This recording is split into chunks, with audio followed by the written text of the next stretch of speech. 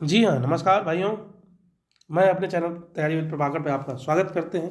आज का मेरा मेन टॉपिक है जो इंडियन पोस्ट ऑफिस में आपको जीडीएस का जो पोस्ट आया है, वैकेंसी आई है 40,889 पोस्ट। एक बहुत बड़ा पोस्ट होता है, एक बहुत बड़ी रिक्वायरमेंट है इंडियन पोस्ट ऑफिस को जो वैकेंसी निकाली है। और इसमें आज का मेरा जो मेन टॉपिक ये रहेगा जो इसमें किसका होगा सिलेक्शन, सिलेक्शन होने का ज़्यादा चांस है, कितना परसेंटेज रहेगा आपको टेंथ में जिसके कारण आपका सिलेक्शन होने का चांस ज़्यादा बढ़ता है। इसी टॉपिक को लेके हम आज आप लोग के सामने वीडियो लेके आए हैं। तो सबसे पहले हम आपको बता देते हैं जो इंडियन पोस्ट ऑफिस का जो वैकेंसी आया है ये जीडीएस का वैकेंसी आया है। जीडीएस मतलब होता है ग्रामीण डाक सेवक का, है ना। ग्रामीण डाक सेवक का वैकेंसी आया है जिसका फॉर्म स्टार्ट होना था आपको 27/1 से, यानी 27 जनवरी से स्टार्ट हुआ भी, और 16 फरवरी तक इसका लास्ट डेट था, जो कि आपको आज के डेट में इसका फॉर्म भरने का डेट कंप्लीट हो गया है।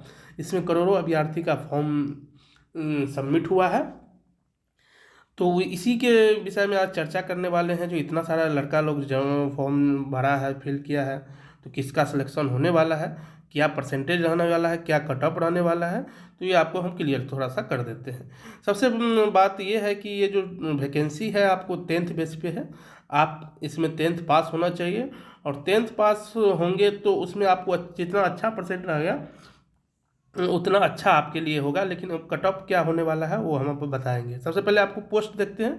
पोस्ट की जो बात करते हैं हम लोग आज, इसमें जो है जीडीएस वाला में दो पोस्ट आया है।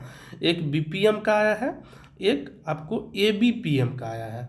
और एबीपीएम के साथ साथ आपको डाक सेवक जो आप देख रहे होंगे इसका भी आया है। जो बीपीएम का सैलरी की बात करें तो सैलरी का बात जो है बीपीएम का 12,000 से लेकर के आपको 29,380 रुपया तक होंगे। और जो एबीपीएम और डाक सेवक का होता है वो आपको 10,000 से लेकर 24,000 तक आपका सैलरी सरकार के द्वारा दिया जाता है।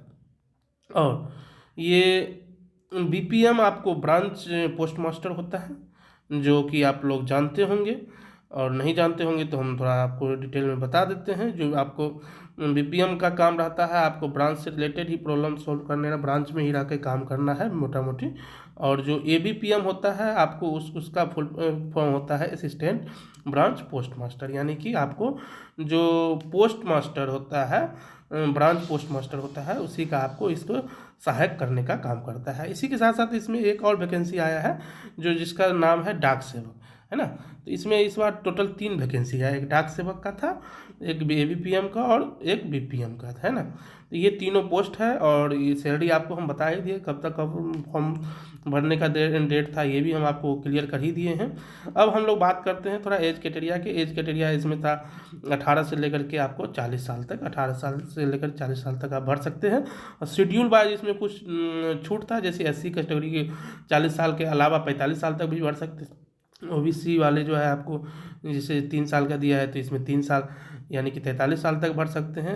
ईडब्ल्यूएस पीडब्ल्यूडी ईडब्ल्यूएस का कोई डिस्काउंट नहीं रहता है, जिसको जनरल कैटेगरी बोलते हैं। बाद बाकी और कुछ लिखा है आप लोग देख सकते हैं। 10 साल पीडब्ल्यूडी का है, पीडब्ल्यूडी ओबीसी का आपको क्या 13 साल है, पीडब्ल्यूडी एससी एसटी का आपको 15 साल है। तो ये कुछ कुछ है इसमें, आप लोग वो चीज़ देख लीजिएगा।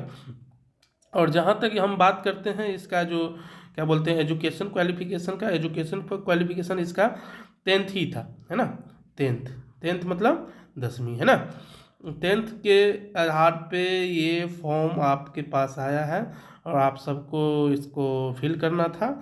और इसमें जो है क्या बोलते हैं लोकल लैंग्वेज आना चाहिए, जिस एरिया के आप हैं उस एरिया के आपका भाषा आना चाहिए। तो अब हम बात करते हैं, मेरा जो टॉपिक है जो आपको इसमें क्या बोलते हैं सिलेक्शन किसका होगा। सिलेक्शन उसी का होगा जिसका परसेंटेज आपको ज़्यादा से ज़्यादा हो गया। यानी कि इससे पिछले बार का हम बात करेंगे, तो पिछले बार का बात करते हैं तो इसमें आपको क्या बोलते हैं 95% से ऊपर गया था उसका। उसमें 4 लिस्ट बना था। फर्स्ट लिस्ट तो 100% पे ही आ गया था, दूसरा उसके बाद 97 पे आया था, तीसरा ऐसे 96 94 करके ऐसे 94 तक उसका आया था। टोटल 4 लिस्ट उसमें बना था पिछले बार की वैकेंसी। लेकिन इस पिछले बार वैकेंसी भी कुछ कम थी, लेकिन इस बार उम्मीद ये है कि आपको यदि 85% तक टेंथ में है तो आपका चांस बनता है जो आपका ये इंडियन पोस्ट ऑफिस में सिलेक्शन होने का जो उम्मीद है ज़्यादा से ज़्यादा बनता है। इसमें कुछ ज़्यादा काम नहीं रहता है, बस आपको फॉर्म भरना रहता है। फॉर्म भरने के लिए कुछ कुछ जो है बेसिक चीज़ होना चाहिए, जैसे आपको कंप्यूटर नॉलेज थोड़ा होना चाहिए, साइकिल वाइकिल चलाना आना चाहिए, है ना। लेवल हुड का भी आपको जानकारी होना चाहिए थोड़ा था, लोकल का। तो ये चीज़ आपको थोड़ा बेसिक है। 10th होना चाहिए, परसेंटेज आपको कम से कम 85 से ऊपर रहेगा तभी आप भरिएगा, क्योंकि इस बार जो है क्या बोलते हैं, अगला बार 94 तक गया था कट ऑफ, तो इस बार हो सकता है 85 से जो है नीचे वाले का नहीं चांस हो सकता है, क्योंकि परसेंटेज जो सीबीएसई बोर्ड होते हैं और दूसरा बोर्ड सब होते हैं, उन बोर्ड सब का जो परसेंटेज स्टूडेंट का होता है वो काफ़ी हाई होता है, जिसके कारण जो स्टेट गवर्नमेंट का बोर्ड के लड़का लोग जो है आपको वो चीज़ नहीं सर्वाइव कर पाते हैं। तो यही मेरा आज का जानकारी था। और जो जो लड़का लोग भरे होंगे तो उसको उससे ये उम्मीद है, यदि आपका 85% से ज़्यादा आपका नंबर है तो आपका चांस बनता है जो आपको इंडियन पोस्ट ऑफिस जीडीएस की पोस्ट पे आप सेलेक्ट हो सकते हैं। इसमें कुछ नहीं था, फॉर्म भरना था।